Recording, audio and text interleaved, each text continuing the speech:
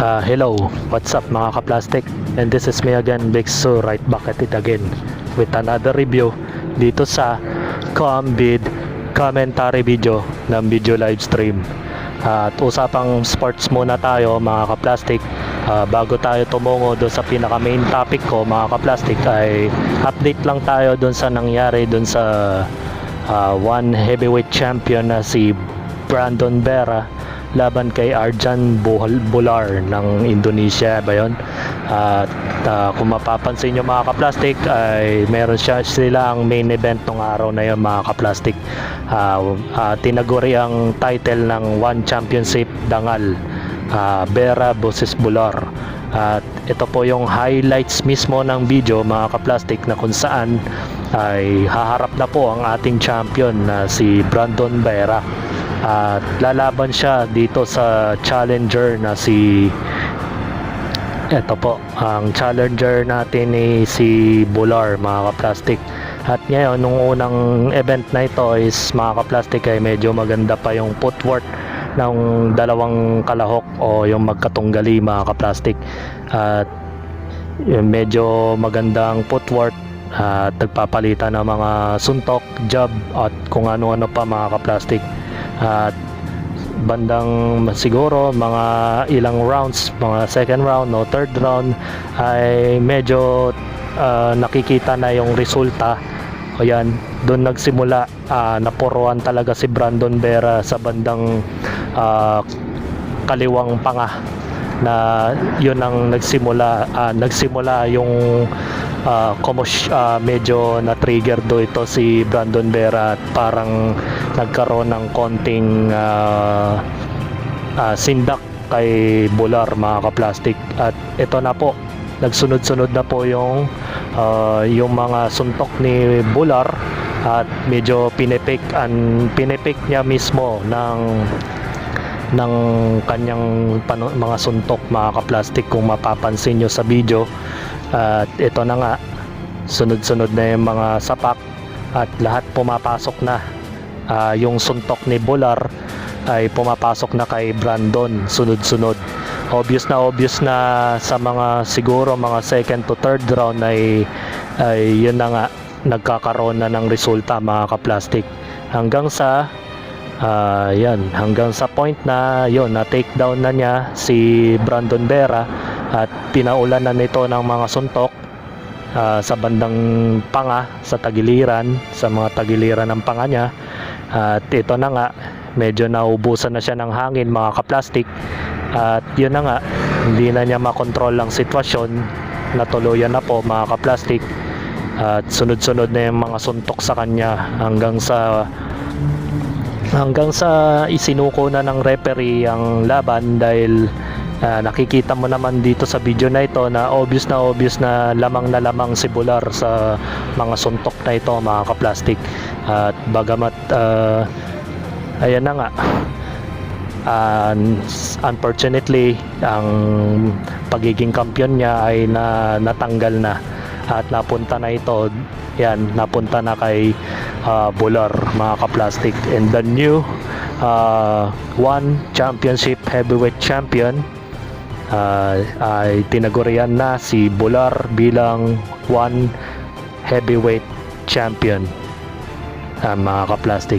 At yun na nga, maski ang malakas na si Brandon Vera ay sumuko, paano pa kaya tong nasa video na ito na pag-uusapan natin ngayong araw na ito, na battle of YouTubers na unprofessional boxers, o yung mga unprofessional boxers na si Boy Tapang at Russell mga ka-plastic.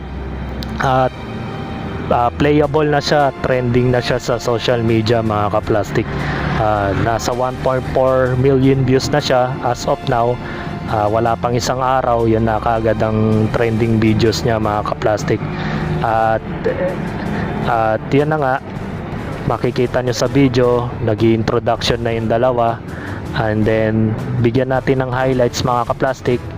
And ang promotion nito, ang organizer ng Battle of the YouTubers ay si Makagago. And then simula tayo sa round 1 mga kaplastik at pinakilala mga judges na pawang mga boksingero din mga kaplastik. And then ngayon, simulan natin sa round 1 mga kaplastik. Yan. Una sa lahat mga kaplastik, hindi ako pro sa online sabong mga kaplastik, bagamat may mga YouTuber din na kumontra dito kalaunan ay bigla na lang naging pro sa online sabong dahil hindi natin alam kung license ba sila ng PADCOR o nabigyan na ba ng lisensya ng gobyerno na magkaroon ng ganitong event o magkaroon ng operator o to compete ang dalawang unprofessional boxer na ito na tanging YouTuber lang to mga kaplastik. At nagsimula na po ang laban at yan na nga ang round 1. Ang round 1 natin is yan na nga, nagsimula na. Sa una may isang sapak kagad si Boy Tapang mga kaplastik at yun na nga, sinabayan na ito ng yakap. Then pagkayakap ay sinapak uli ng sinapak si Russell at the same time yon medyo kiniklinch niyayakap ni Boy Tapang yung si Russell. Ganun ang mga technique ng mga ibang mga boxers mga kaplastik, kaya from the start pa lang mga kaplastik ay hindi ito pandaraya. Kasama talaga yan sa mismong laban mga kaplastik. Huwag nating isipin na porket yumayakap ang isang tao ay ginagawan niya to ng pandaraya sa pagboboxing, dahil di naman talaga maiwasan yon, dahil para siguro ang purpose ng pagyakap ni Boy Tapang ay para makakuha ng hangin and then atake siya ulit. At ayan lang ang mali lang ni Russell, ay hindi niya ma-counter attack ang mismong ano niya, yung atake ni Boy Tapang mga kaplastik. At yan na nga, ito na nga ang round 1. Ayan, nagkakasapakan tapos nagki-clinch din. Yan. So, mayroon naman time na pagkakataon din ni Russell, yan, end of round 1, na pag niyayakap siya ni Boy Tapang mga kaplastik ay nakakapagsuntok pa siya ng uppercut. So, diba? So, round 2 na tayo mga kaplastik, kasi medyo komplikado kasi kung ipo-full video natin ito baka ma-copyright tayo mga kaplastik. At ito na, gagawa na natin, ito na yung round 2 mga kaplastik. Sa round 2 naman mga kaplastik ay hindi pa gaanong ito na yung nagsisimula na yung lumabas yung resulta na kung sino ang mahina sa kanilang dalawa. Ayan, una pa lang umatake na si Boy Tapang, pinaulanan na niya ng suntok sabay yakap mga kaplastik. Kung totosin mga kaplastik, hindi pandaraya yan mga kaplastik. Kung makikita nyo sa video, bahagi talaga ng boxing yan. Kung nadadayaan kayo sa mga ganyang klaseng event, di sana mag-chess na lang kayo, kaya mag-basketball, or else pwede naman kayo mag-MMA. Kaso bawal naman talaga ang MMA sa mga unprofessional athlete na kagaya ni Russell at ni Boy Tapang mga kaplastik. Yan, kung mapapansin nyo, pinag-iwalay naman sila ng referee at hindi naman ito in-spoil na yan. Niyayakap naman ulit, tapos and then yan, hindi talaga maiwasan kasi ang laban nilang dalawa dikitan. Parang alam mo yon sa mga interbarangay tournament na mga boxing, ganyan na ganyan yung mga galawan ng mga unpro na mga boxingero, yung mga kabataan na nakikipagboxingan sa kapwa, yan, yung mga ganyan tulad yan. At ayan, nagkakayakapan na naman mga kaplastik, and then hiniwalay, then fight. Yan nagkasapakan ulit, tapos yan. Alam nyo mga kaplastik, hindi talaga maiwasan yan kasi round 2 pa lang pagod na talaga si Russell at the same time pagod din to si Boy Tapang, mga ka-plastic. Kaya isipin mo, wala namang unprofessional boxers na tuloy-tuloy ang sapakan at tuloy-tuloy din yung bakbakan nang walang yakapan. Kaya tingnan mo naman, talagang pagod na si Russell. Kaya ito naman si Boy Tapang, tinitake advantage nito, mga ka-plastic, kasi yun din yung kanyang kumbaga yan yung kanyang lakas yun yung parang technique niya. Ano malay natin, baka nakikipag-boxing din siya sa kanilang lugar from representing Cebu. Cebuano to si Boy Tapang Anong malay natin sa mga patron o piyesta ganito yung mga technique niya sa pakikipag-boxing, di ba? Kaya hindi mo maiwasan yung yakapan. Kaya hindi hindaya ang tawag dyan, mga ka-plastic. Yan, kung mapapansin nyo, mga ka-plastic, iniwalay naman siya ng referee at wala namang bias dito sa laban na ito dahil yan, kapwa naman silang nagpalitan naman ng sapak at yan na nga, yan doon na nagkaroon ng konting problema si Russell, mga ka-plastic. Yung sapak ni Boy Tapang ay tuloy-tuloy, bagamat tong si Russell ay parang may paligoy-ligoy sa mga ginagawa niya.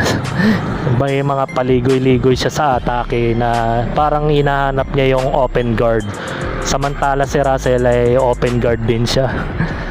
Kaya kung mapapansin mo talaga na mas experiencado si Boy Tapang pagdating sa pakikipagsuntukan, mga ka-plastic.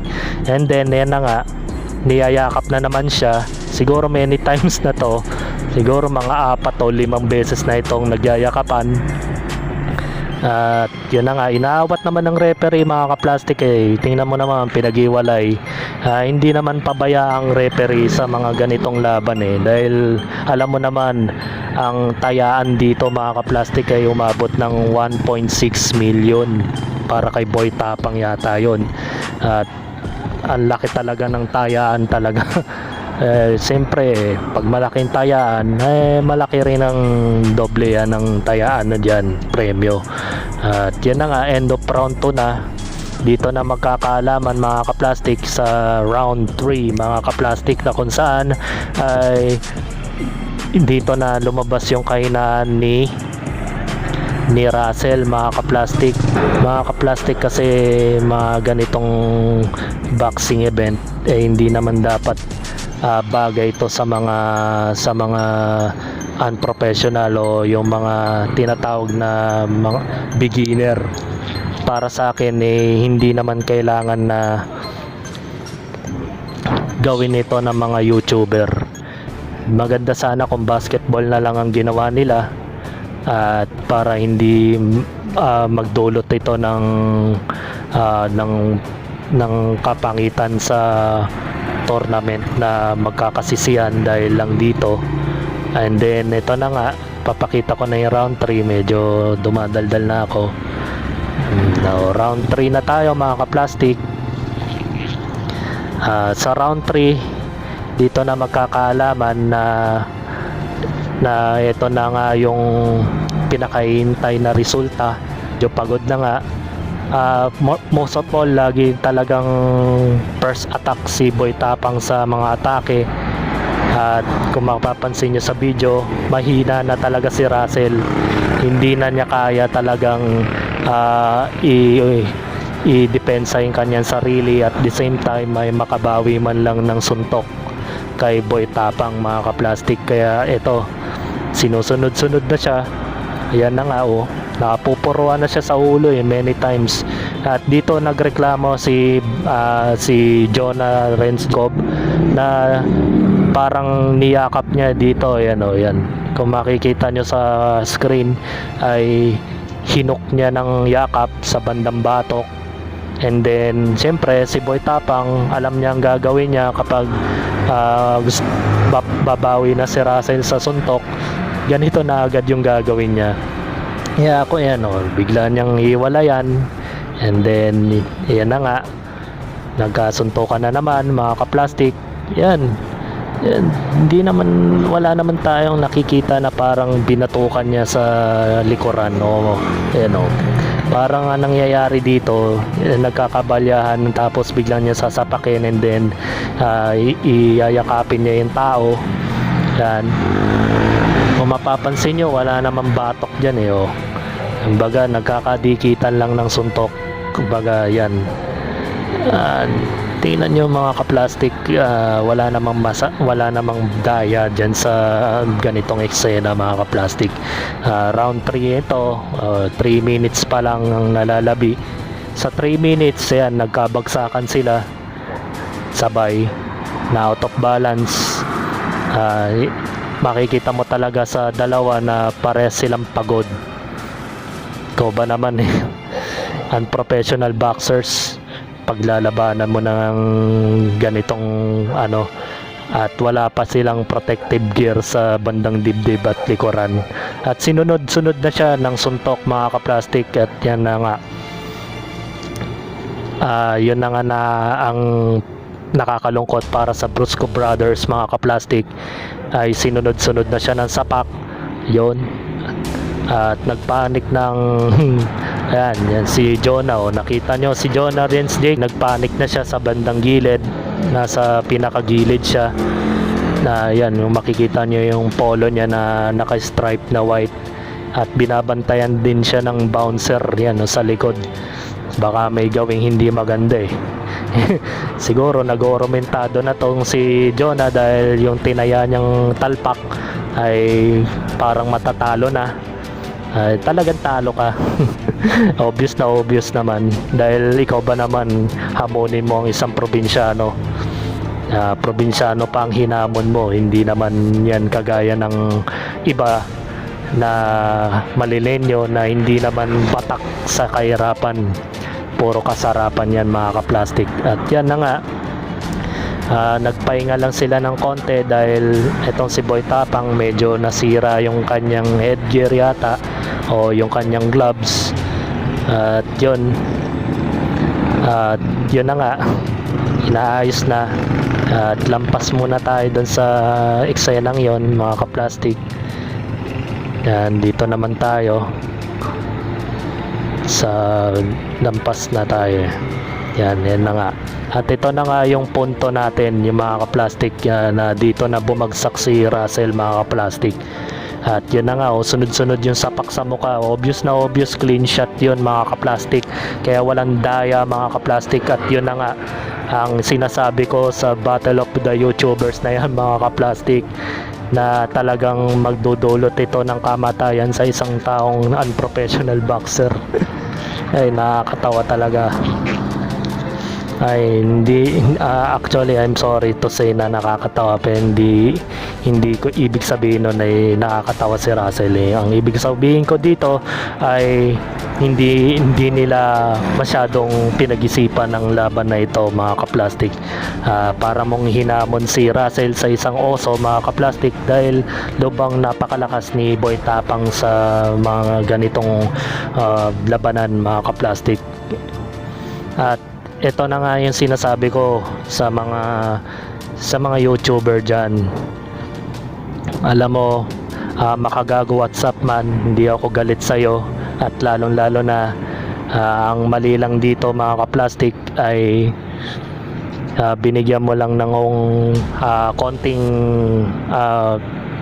idea mga tao na dapat hindi natin dapat ini-exploit na maglagay ng mga ganyang klaseng event na tulad ng boxing. Isipin mo yung mga barkada mo na nalalagay sa peligro. Baka hindi lang yan ang unang beses na maranasan na yung isa sa mga katropa mong Brusco Bros. Baka mamaya and the end of the day sisihin ka ng pamilya nito dahil magkaroon ng brain damage ang kanyang ulo, o kaya magkaroon ng internal bleeding, o kaya magkaroon ng bali sa tadyang. Ayan ang pagkakamali mo makagago WhatsApp man. Wag kang mapipikon, dahil yun lang naman ang advice ko sa'yo, dahil in the end of the day yung mga oras na yan nung na-knockout ni Boy Tapang to si Russell, ang tahimik nilang dalawa yan, oh. Kung mapapansin nyo sa larawang ito, sa video nila, tahimik dito si Makagago tsaka sino ba to, yung isa sa billionaire gang, si nakalimutan ko na yung pangalan, mga kaplastik eh. Basta ito si billionaire gang, yung leader ng billionaire gang na yan ay tahimik din. Habang nagko-commentary to si Kiko Matos, mga kaplastik. Isipin nyo na lang na yan, yung mga ganyang klaseng event ay pag-isipan nyo muna, dahil tingnan nyo hinahabol ang paghinga niya, dahil ayan na nga, napuruan na siya eh. Kahit sabi mong may headgear yung tao, kung wala naman siyang gear sa kanyang dibdib at walang protective gear ang kanyang dibdib at ang kanyang sikmura, ay hindi mo pa rin masasabi na protektado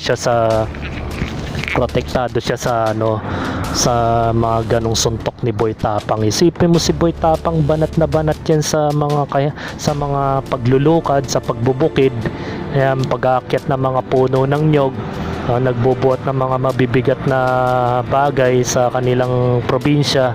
Tapos ihaharap mo siya sa hindi naman sa lampa, hindi naman eksperyensado sa boxing, mga kaplastik. Kaya alam mo, Makagago at Sapman, huwag kang magagalit, kasi yan na nga ang punto doon. Yang talpakan ninyo ay yayaman nga kayo literally dahil ikaw nag-organize nito, pero in the end of the day, may kapalit na buhay yan kapag pinagpatuloy nyo pa yan. Hindi nyo pinag-iisipan yung mga ganitong bagay na akala mo napaka-safe yung mga labang ganito. Ultimo nga yung mga wrestler o yung mga professional boxers sa Amerika namamatay after the match, kasi nga hindi ganun ka-safe yung mga ganong klaseng laban. Kasi ang suntok ng isang tao parang mayalin tulad mo sa paghampas ng 2x2, yung parang ganun. Nako, Makagago at Sapman, bago kayo mag-event ng ganyan, siguraduhin nyo na hindi lang ulo ang may protective gear, pati yung kanyang dibdib, at the same time yung kanyang sikmura. Di ba mayroon naman full gear protective yung mga boksingero, pati yung lower part ng boksingero mayroong ganon. Bakit dito sa event na to na nila Boy Tapang at Russell, wala silang ganon at nakaubad pa talagang alam mo naman si Russell, hindi naman professional yan, talagang mahina yan sa depensa, at isipin yan manalo, mape-pressure siya sa panalo dahil lalaki ng pustahan biruin mo, ang pustahan nila, plinex nila dito sa YouTube nila. Tingnan natin yung YouTube niya, mga kaplastik, meron silang plinex, mga kaplastik isipin nyo, mga kaplastik, 6 million yung tumaya kay Boy Tapang, 6.4 million, tapos si Russell 1.6 lang. So ibig sabihin, alam na ng mga netizens at mga tatalpak kay Boy Tapang ay siyang yamado sa labang ito, mga kaplastik.